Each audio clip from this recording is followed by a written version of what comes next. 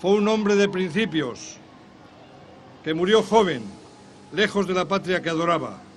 Fue un hombre que dio todo por su pueblo. Al cumplirse 50 años de su muerte, le honramos desde el Ayuntamiento de Bilbao, a este bilbaíno que descansa en paz en su tierra vasca de San Juan de Luz, don Iván Eloitzun.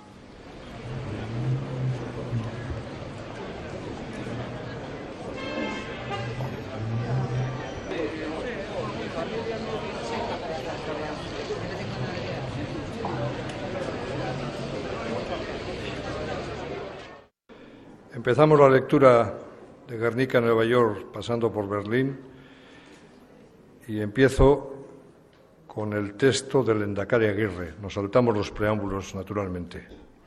Guernica, alma de la democracia vasca, misterio y grandeza del pueblo vasco. Quien indague en una enciclopedia quiénes son los vascos, tal vez se encuentre con una respuesta como la siguiente: vascos, pueblo de raza desconocida que habla una lengua cuyo origen se ignora.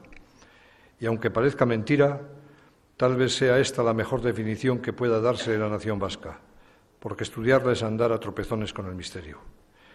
Askatasuna defendatzeagaitik hainbeste euskaldun erori ziren arren, berak adierazten zituen printzipioak betiko zirala iragarri nahi zuela ematen zuen.